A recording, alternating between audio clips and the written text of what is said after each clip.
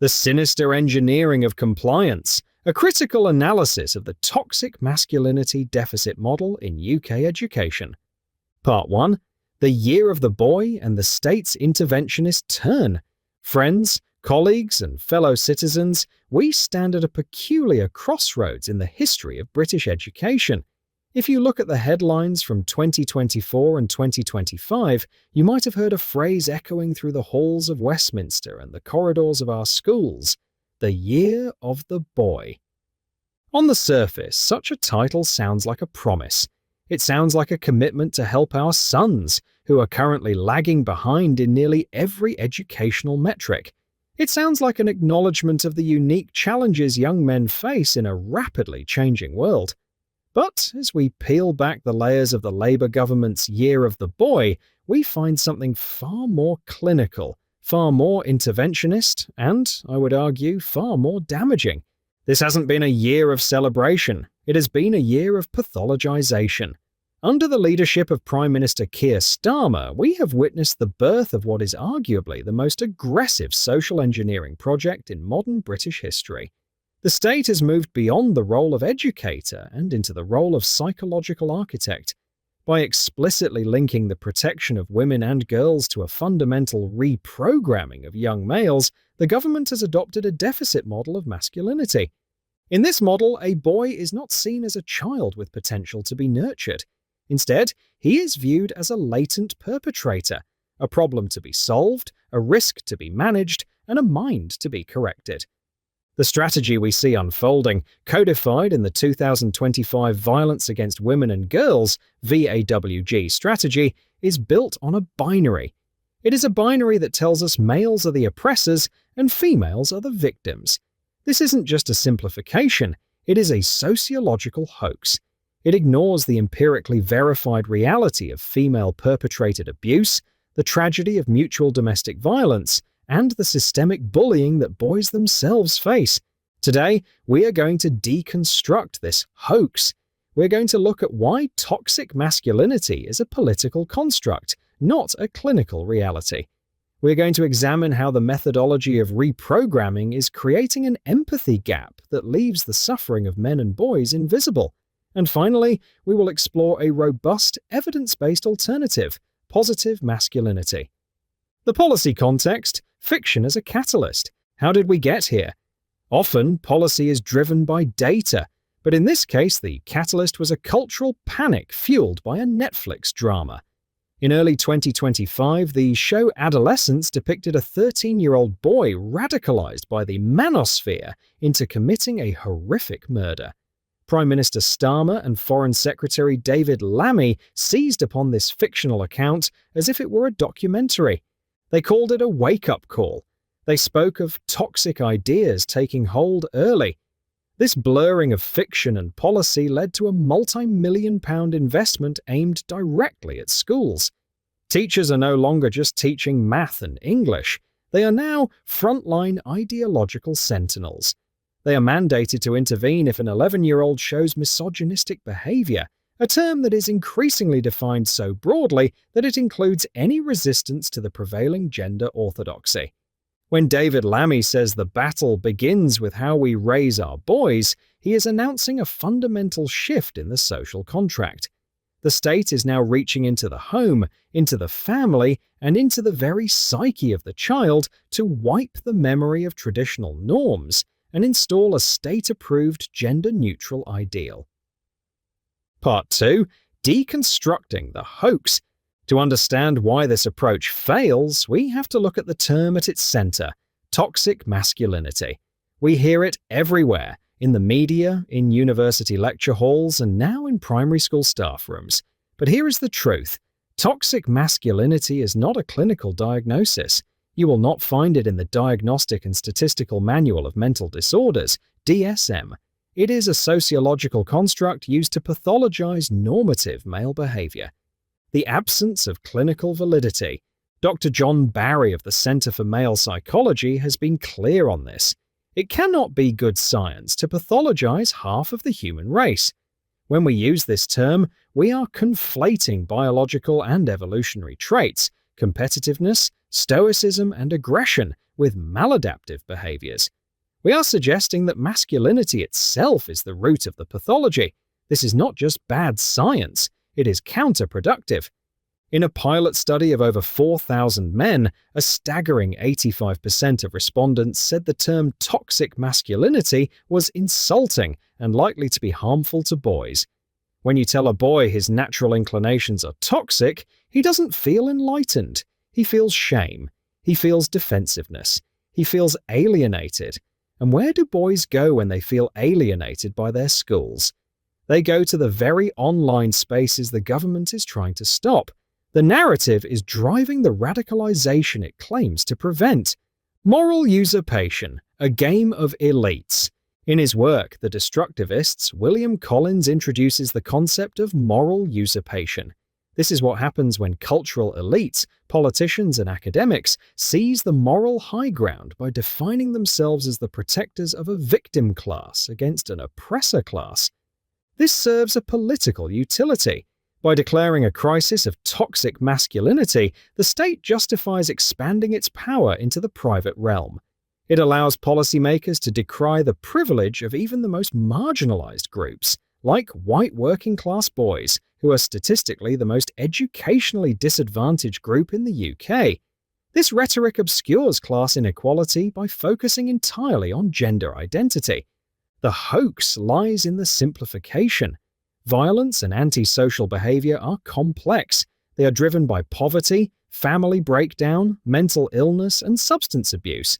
By reducing everything to masculinity, the government engages in an intellectual fraud, the defective girl hypothesis. The current educational model operates on what we can call the defective girl hypothesis.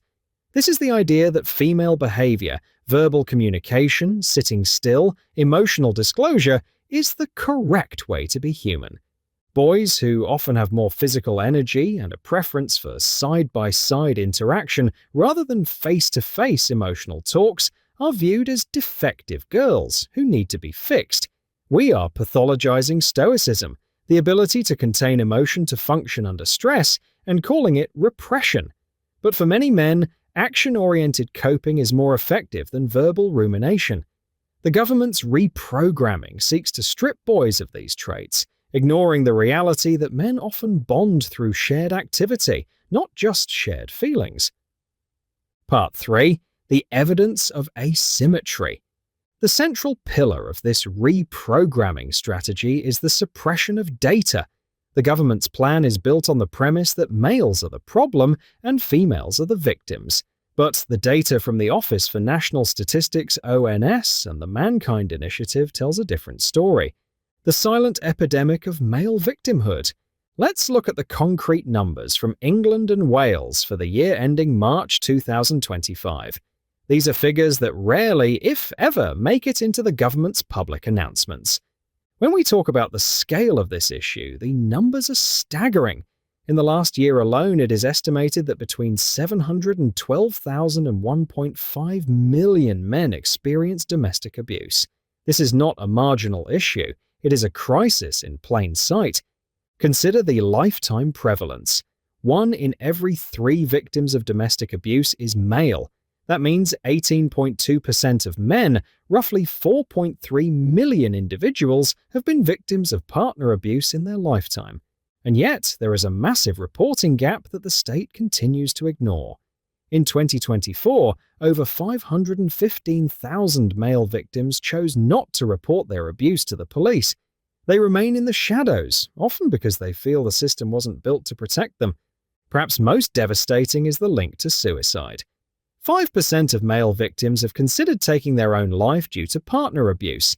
To put that in perspective, that is nearly double the rate of female victims.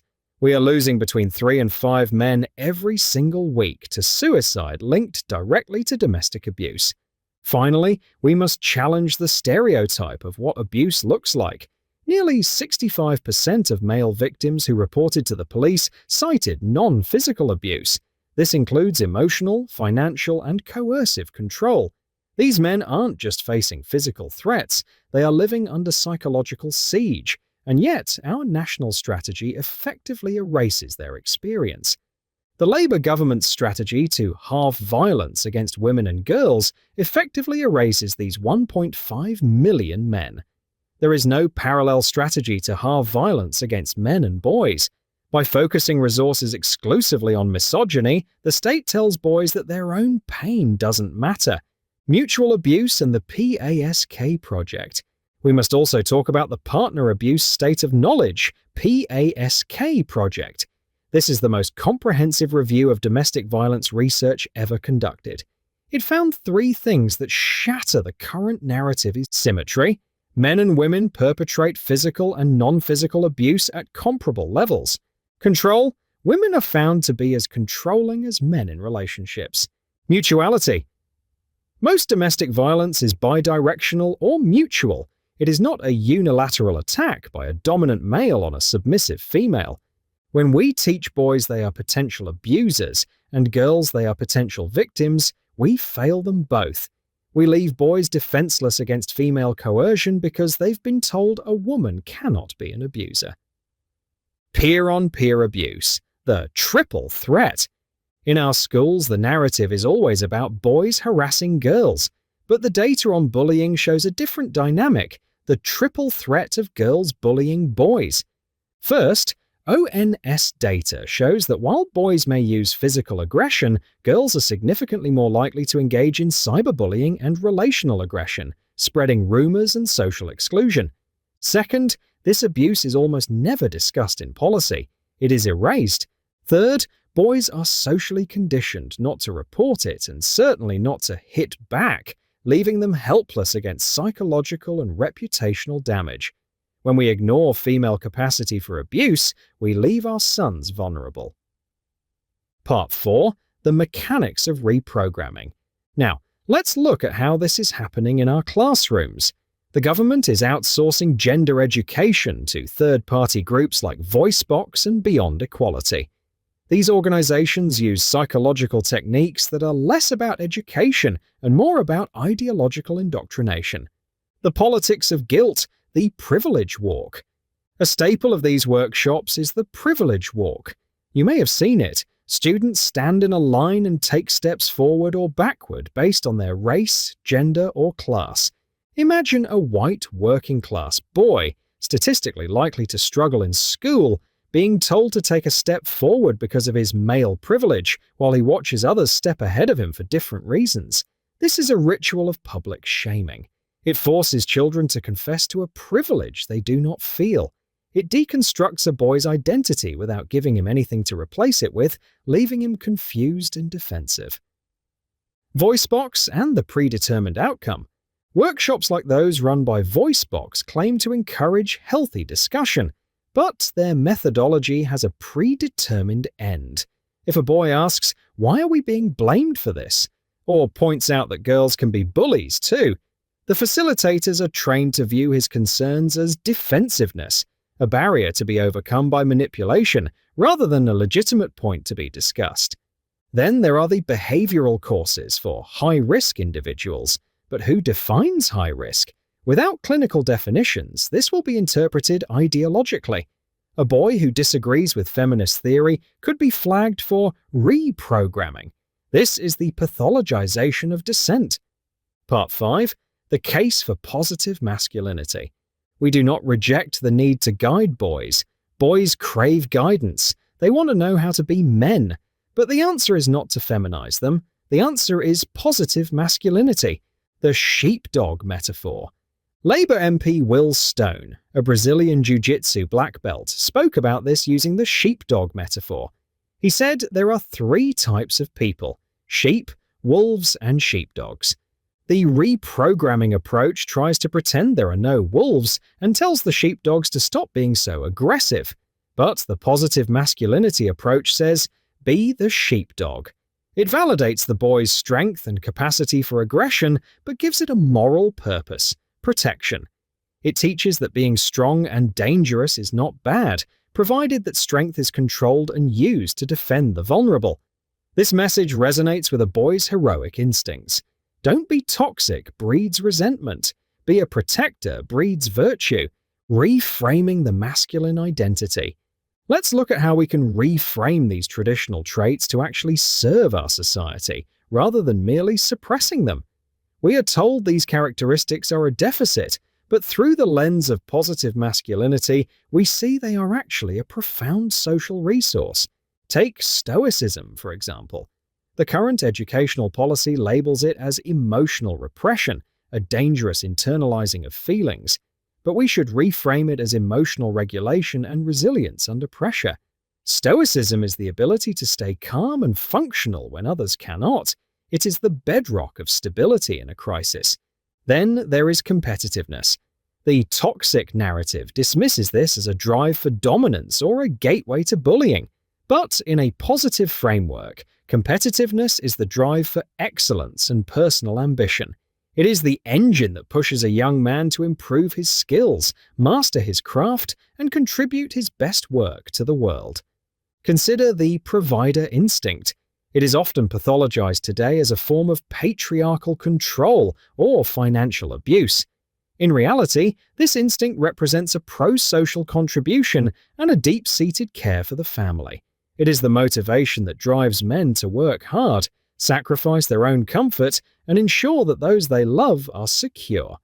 And finally, we must look at the protector instinct. While some call it benevolent sexism, we know it is actually the source of courage and self-sacrifice for the community. It is the sheepdog mentality, the willingness to stand between the vulnerable and the wolf. The research bears this out. Dr. John Barry has shown that men who value these traditional traits actually report higher levels of mental well-being and self-esteem. These aren't just roles, they are sources of identity. When we strip men of their sense of duty and responsibility in the name of a misguided equality, we aren't just changing their behavior, we are stripping them of their sense of purpose. And as the data on male suicide suggests, a man without a purpose is a man at the highest possible risk. We must stop treating these virtues as vices. Part 6. Recommendations, a better way forward. We must pivot. To genuinely address violence and foster respect, the UK government must abandon the toxic masculinity hoax. Here is the roadmap. Abolish the term toxic masculinity in schools. It is scientifically invalid and pedagogically disastrous. Telling boys they are toxic is institutionalized verbal abuse. Target behaviors, not gender. Violence is a human failure, not a male trait. We must implement gender-inclusive abuse education. Teach that women can be abusers and men can be victims. Break the empathy gap. Implement positive masculinity programs. Replace the privilege walk with programs that celebrate male energy. Teach the history of great men who use their strength to build civilization and protect the weak. Physical outlets and pedagogy mandate competitive sports and martial arts. These teach controlled aggression and respect. Use teaching styles that favor boys, kinesthetic learning, and shoulder-to-shoulder interaction. Respect gender differences. Stop trying to turn boys into girls. Schools should be spaces where boys can be boys and girls can be girls, fostering respect for our differences rather than enforcing a false sameness. Part 7. The Science of Coping. Action versus rumination.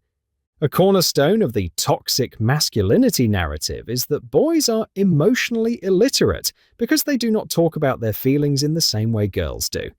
The government's response has been to mandate emotional literacy programs that emphasize verbal rumination.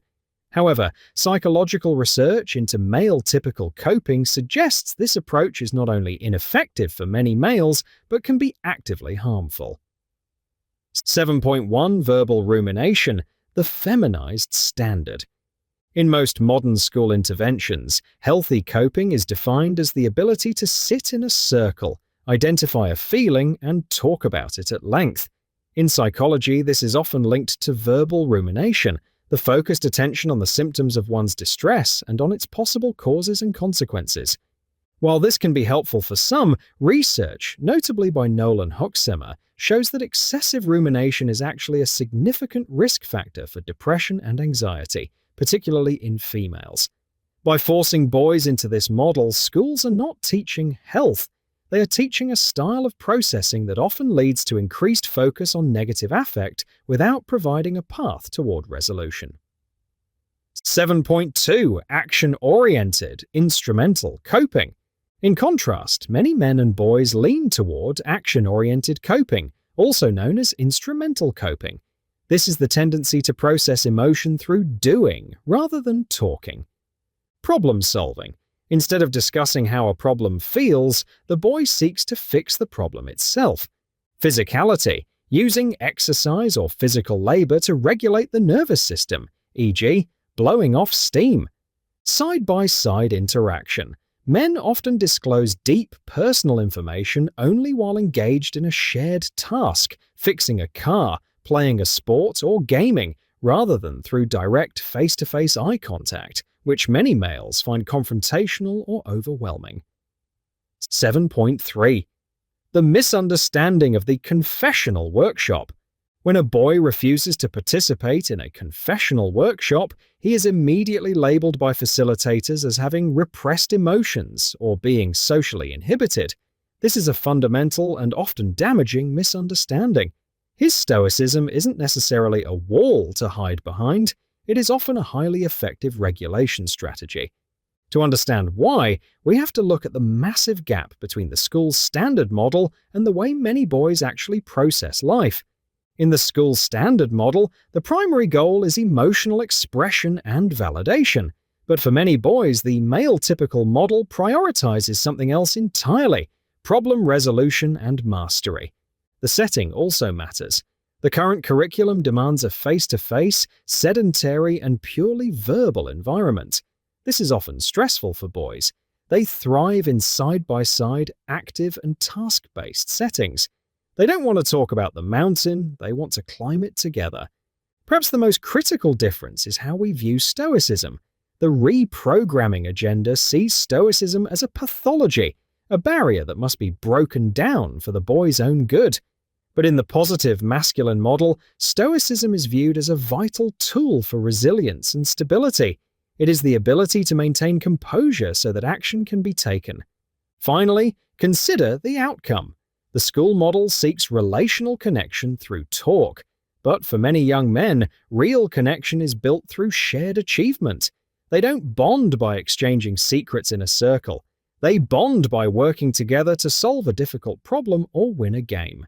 When we force them into the confessional model, we aren't helping them connect. We are making them feel like their natural way of being is a defect.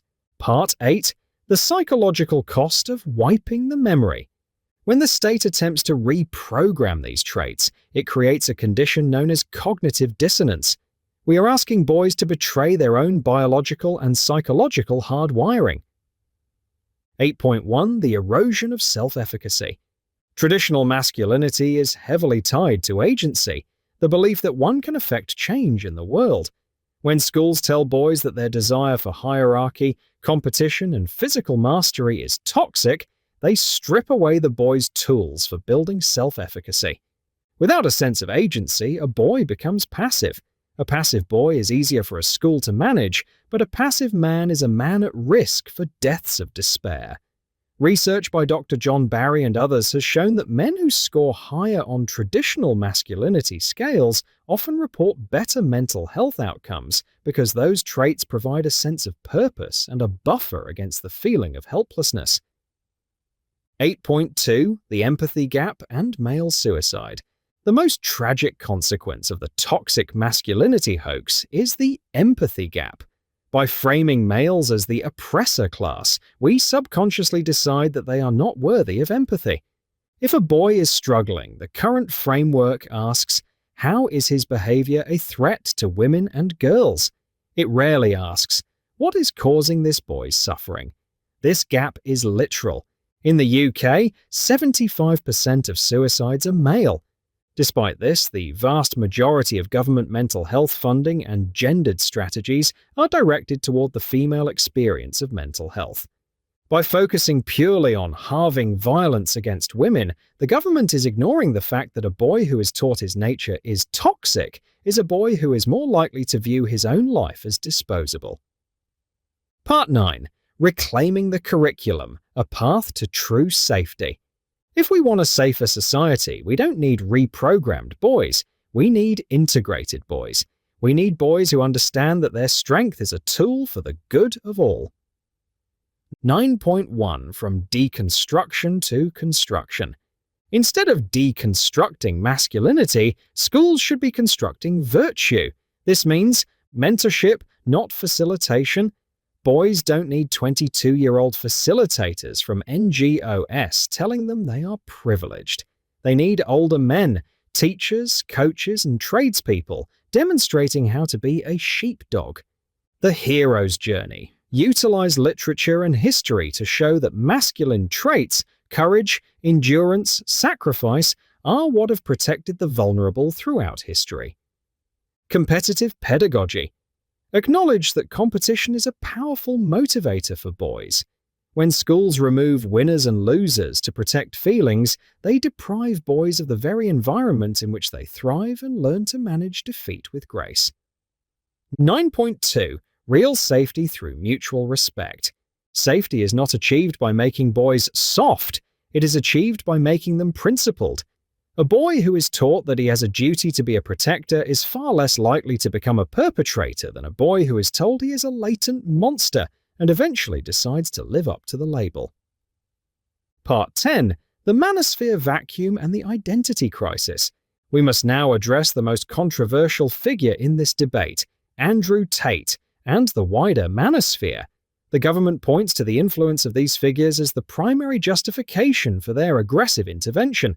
They cite statistics showing that 42% of boys aged 9 to 16 hold a neutral or favorable view of Tate.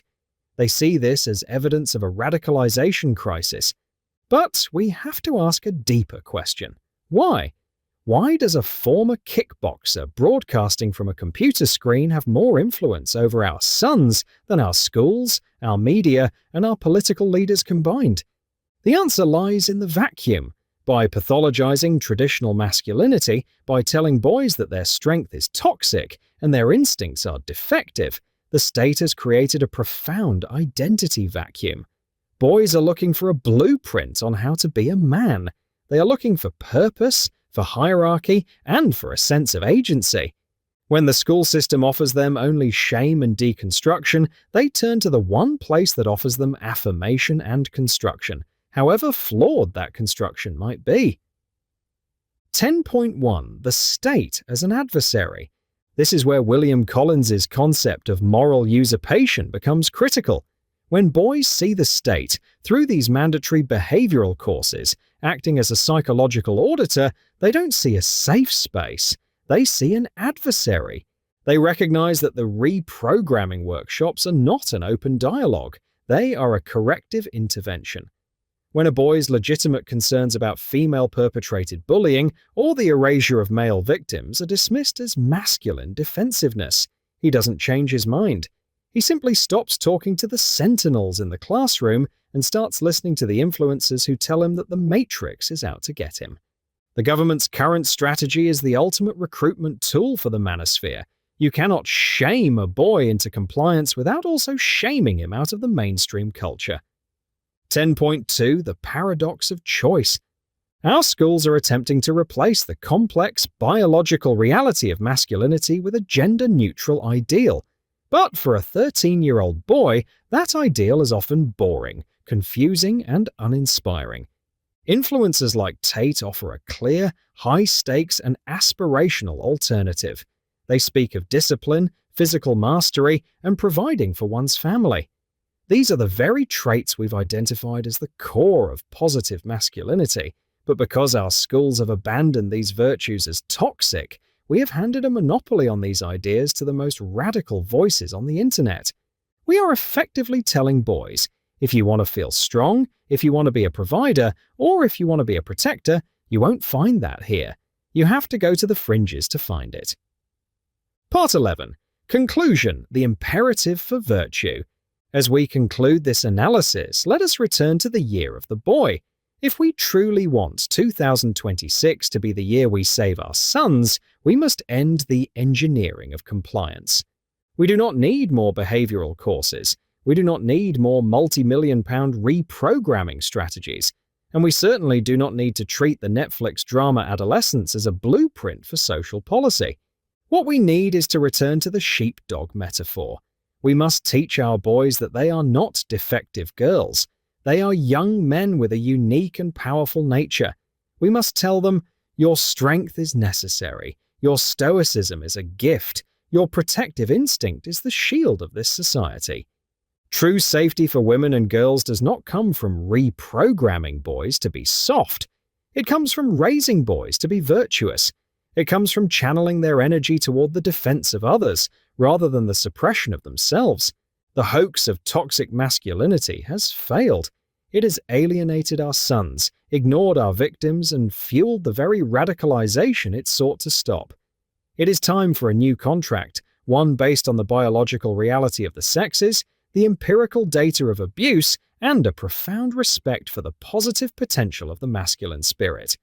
Let us stop trying to fix our boys and start giving them a reason to be great.